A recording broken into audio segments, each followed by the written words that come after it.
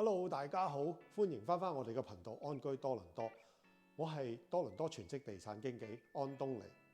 咁今日呢，我哋就喺萬錦市 Wisma 區呢一度睇一間幾新下嘅 N Unit Townhouse。咁呢一間 Townhouse 呢，就係位於16街同埋 Calvin 呢一度嘅。咁佢呢個區域除咗學校網唔錯之外，仲有就係佢靠近Markfield Mall、Mount Joy 嘅 GO Train Station， 再加上附近亦都有好多嘅唔同嘅食肆喺度啦，咁所以基本上係一應俱全㗎啦。咁頭先都講咗啦，呢一間 townhouse 咧係一間 N unit 嘅 townhouse 嚟嘅，而呢個嘅 size 咧就係超過2100尺。呢一度總共有4間房喺度嘅，有2個停車位，一個係停喺個車房裏頭，一個就停喺出面。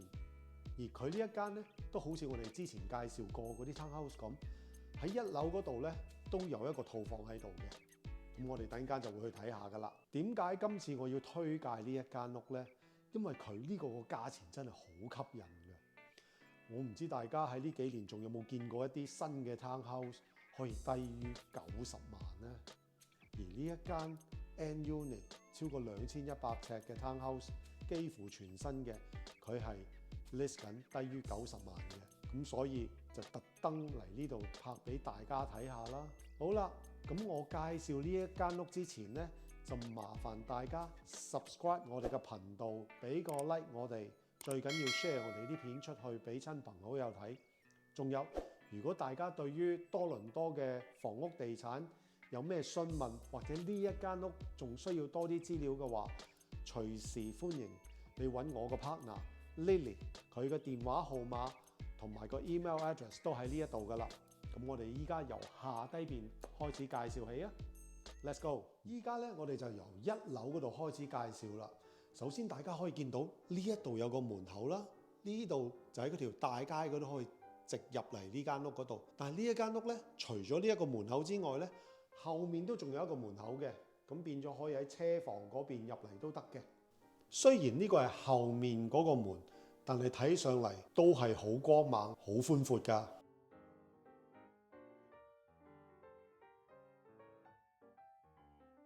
咁跟住呢，就喺正門隔離，我哋首先就睇咗呢一間套房先啦。呢度就係我哋頭先所講嘅有一間套房喺呢度連洗手間，仲有一樣嘢呢，就係佢個 laundry 就喺呢一邊嚟嘅。咁 washer and dryer 大家可以睇下。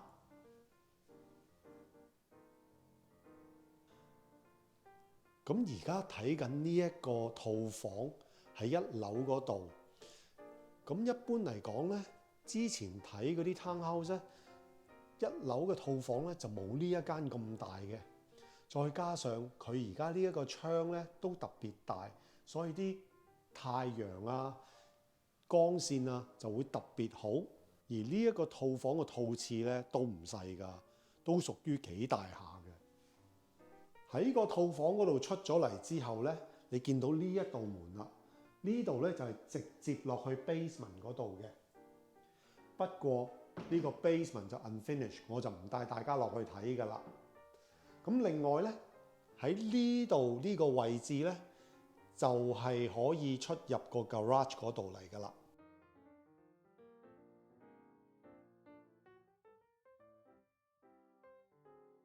咁我哋而家咧就準備上去2樓嗰度睇下個廳同埋個廚房噶啦。咁大家可以睇下呢一堂樓梯啊。呢堂樓梯上去2樓嗰度，同其他嘅 townhouse 有啲咩唔同啊？因為呢個係 N unit 啊嘛，你見到呢度有個窗，上面嗰度都有個窗，咁變咗日頭啲光線入嚟，呢度就唔會咁暗啦。呢間屋咧就用咗 open concept。所以呢度嘅空間感咧就大好多啦，再加上9尺樓底，咁就自然咧更加覺得寬闊啦。咁首先咧，我哋就可以睇咗呢一度嘅廚房同埋個 breakfast area 先啦。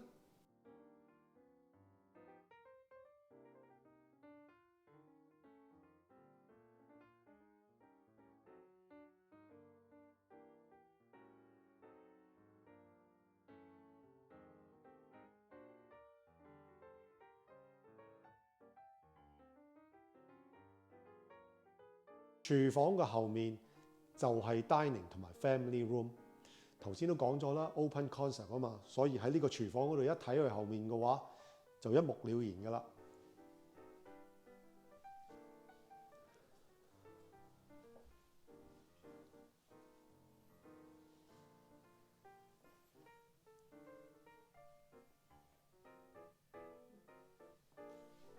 喺 family room 呢一度咧，後面仲有一個 balcony 喺呢一邊嘅。另外咧，仲有一個洗手間就喺呢度左手邊。咁我哋都一齊睇下。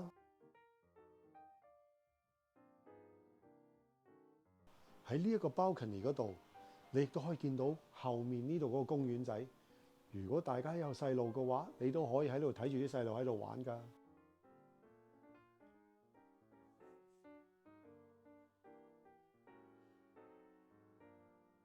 而呢一個 balcony 同其他嘅 townhouse 有咩唔同啊？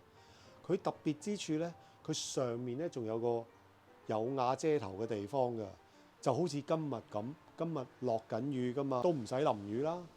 因為呢個係一個 end unit 啦，所以咧佢連 powder room 嗰度都有個咁大嘅窗喺呢一邊。咁同一般嘅 townhouse 唔同，而其他一般嘅 townhouse 咧，通常個 powder room 都係冇窗嘅，比較局促啲嘅。而呢一個特別光猛。上到嚟3樓就睇下上面呢度嗰3間房啦。呢度唯一有個唔同嘅地方咧，就係呢度咧就係鋪地氈嘅。而個 master bedroom 咧就喺呢度嘅右手邊。咁我哋睇住個 master bedroom 先啦，跟住落嚟先睇呢2間房同埋另外一個洗手間喺呢一度。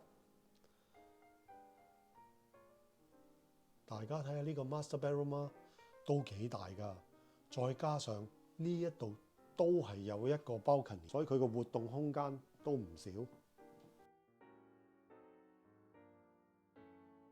而 master bedroom 裏頭嘅洗手間咧，我覺得都幾唔錯㗎。佢呢個位置咧就喺個 powder room 上面，所以變咗咧佢一樣係有咁多窗咁光猛。再加上啦，佢除咗可以 shower 之外，佢仲有個浴缸喺呢一度。呢一個 master bedroom 嘅露台咧喺呢一邊咧，大家會唔會覺得嗰個景觀仲更加靚咧？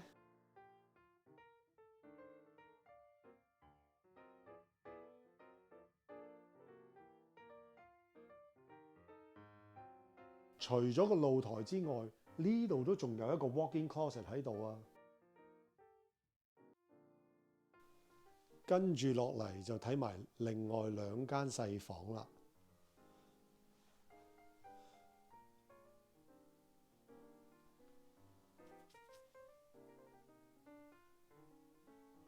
其實呢2間房咧都係一樣咁光猛㗎。